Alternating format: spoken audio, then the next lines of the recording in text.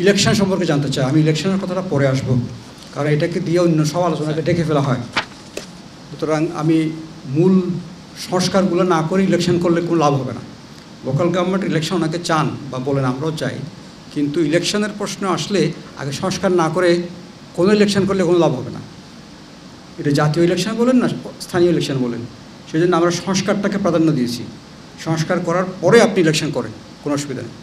আমরা সব আইনগুলোকে পর্যালোচনা করে একটা সিঙ্গেল অ্যাক্টের অধীনে ইউনিয়ন, উপজেলা, জেলা, পৌরসভা, সিটি সবগুলোকে নিয়ে আসছি। এখন কিন্তু 5টা মৌলিক আইন, শতাধিক অধস্তন আইন এবং হাজার হাজার সার্কুলার দিয়ে কিন্তু লোকাল গভর্নমেন্ট চলে। এই আইনটা যদি পাশ করা হয় তাহলে আইনের সংখ্যা কমে যাবে। সামান্য কয়টা 10-5টা বিধি করতে হবে খালি। এটা একটা মনে করি যে মৌলিক সংস্কার, এবং সেই জিনিসটার সাথে আসবে ইলেকশনটাও তখন ইজি হয়ে যাবে। একটা সিঙ্গল শিডিউলে আপনি 5টা প্রতিষ্ঠানে ইলেকশন করতে পারবেন।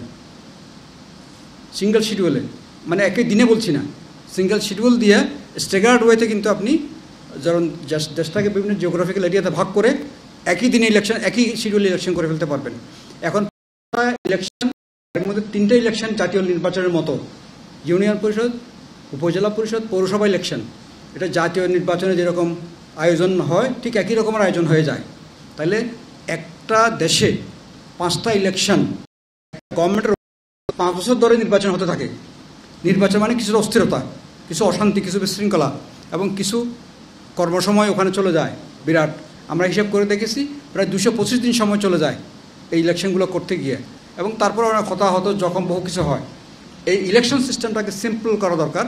যদি এই সিস্টেমে আসি আমরা, তাহলে একটা শিডিউলে 40 দিনের একটা শিডিউল দিয়েই আপনি 5 বছরের ইলেকশন করে ফেলতে পারবেন। একটা সরকার শুরুতেই এরকম নির্বাচনটা হতে হলে 5 বছর সরকার কাজ করবে, আর নতুন কোনো ইলেকশন লাগবে না।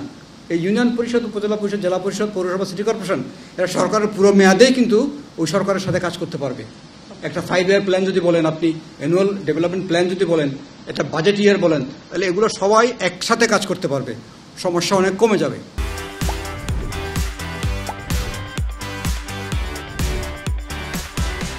আর খরচের দিক যদি দেখি, তাহলে আমরা দেখেছি যে 2020-21 থেকে 2024 পর্যন্ত যে লোকাল গভর্নমেন্ট ইলেকশনগুলো হয়েছে, এতে খরচ হয়েছে 23,000 কোটি টাকার মতো। সরকারের খরচ 2300 কোটি টাকার মতো, সরি 23,000 না, 2300 কোটি টাকার মতো। এই খরচটা 600-700 কোটি টাকাতে নেমে আসবে খরচে, এবং সময় লেগেছে 225 দিন বললাম, এটা 40 দিনে নেমে আসবে। আর লোক নিয়োগ করা হয়েছিল 19 লাখ সামথিং, এটা 9 লাখে আসবে সবগুলো ইলেকশন করার সময়। ওই যে প্রিজাইডিং, পোলিং, বিভিন্ন পজিশন নিয়োগ করতে হয় এগুলো। সুতরাং এইগুলো এটা একটা মৌলিক সংস্কার বলে মনে করি আমরা। এটা জাতি দেখতে পারে, বিবেচনা করে দেখতে পারে। এখানে আমরা যা বলছি তাই করতে হবে এমন কোনো কথা নেই। এখানে হয়তো আরও মত আসতে পারে। এভাবে করে জিনিসটা কিন্তু বিবেচনার দাবি, আর এটা সবার, এটাও বিবেচনার দাবিদার বলে আমরা মনে করি।